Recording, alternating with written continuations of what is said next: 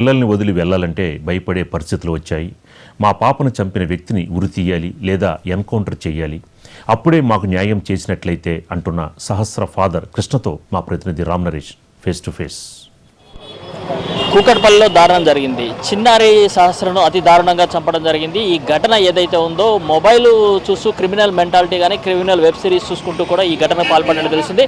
దీనికి సంబంధించి సహస్ర ఫాదర్ మనతో పాటు ఉన్నారు. కృష్ణ గారు, సార్ చెప్పండి, అంటే ఇక్కడ ఈ మీ పాపకు జరిగిన ఘటన చాలా దారుణమైన ఘటన. ఈ ఘటన జరగడానికి ప్రధాన కారణం ఏమైంది?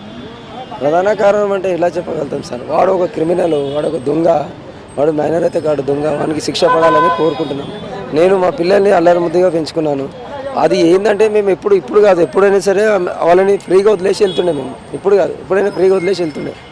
అంటే ఇప్పుడు మీరు అంటే మీ పని కోసం అని చెప్పి మీరు వెళ్ళిపోయారు పాపని, అంటే ఎక్కడ ఇలాంటి ఘటన జరుగుతుందని మీరు ఎవరు ఊహించుండరు. కానీ అతను మెంటాలిటీ అంటే ఇప్పుడు మీ ఇంటి పక్కనే ఉంటాడు, మీ పిల్లలతో ఆడుకోవడానికి ఏమన్నా వచ్చేవాడా?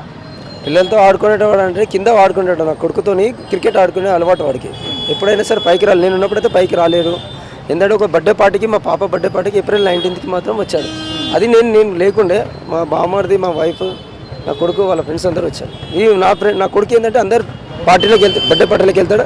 ఆ అలవాట్లో తీసుకొచ్చాను వాడు, అంతే, ఇంకేం లేదు, ఏ ఉద్దేశం లేదు. ఇప్పుడు అంటే మీరు పక్కనే ఉంటారు, అతని మెంటాలిటీ మీరు అంటే అబ్జర్వ్ చూస్తుంటారు, మీ పక్కన వాళ్ళు చూస్తుంటారు కదా, వాళ్ళ మెంటాలిటీ ఎట్లా ఉందని చెప్పి చెప్తున్నారు. పక్క వాళ్ళని పట్టించుకునేంత టైం లేదు సార్ మాకు. ఇప్పుడు మిమ్మల్ని కూడా పట్టించుకునే టైం లేదు మాకు. ఎందుకంటే మేము మార్నింగ్ 8కి వెళ్ళిపోయినామంటే ఈవినింగ్ 7కి దింపేసి మళ్ళీ 10కి వస్తాను. అంత టైం నాకు లేదు, నా వైఫ్ కూడా లేదు. ఎందుకంటే పిల్లలు ఆడుకుంటున్నారు అని చెప్పి ఒక భరోసాతోనే వెళ్తున్నాం. అంతేగాని వాడసంటాడు వీడసంటాడు అని టైం ఎవరికి హైదరాబాద్లో ఎవరికి లేదు సార్ ఇప్పుడు ప్రస్తుతానికి. చెప్పండి, ఇప్పుడు అతన్ని ఏ విధంగా శిక్షించాలంటారు? అంటే మీ పాపకు జరిగిన ఘటన మళ్ళీ ఇంకొకళ్ళు ఎవరికి జరగకుండా ఉండాలంటే ఎలా శిక్షించాలి? అది ఖచ్చితంగా ఎవరికి జరగదు. నేను నా కడుపు మంట ఏ తండ్రికి రావద్దని కోరుకుంటున్నాను. వానికి మరణ శిక్ష, లేకపోతే ఎన్కౌంటర్ చేయండి, లేదంటే కాల్చి చంపేయండి. ప్రభుత్వాన్ని కోరేది అదే నా డిమాండ్ అదే సార్.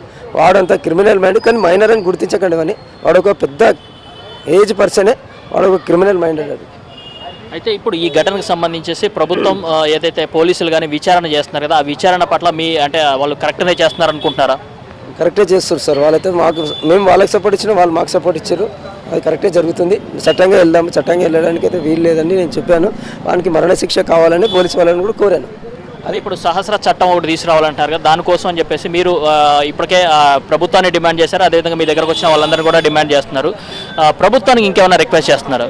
ప్రభుత్వానికి రిక్వెస్ట్ ఒకటే సార్, వాణి మాత్రం మరణ శిక్ష కావాలని రిక్వెస్ట్ చేస్తున్నాను. ఇంకేం నాకు ఏ పెద్ద ఆశలు లేవు, ఏం లేవు.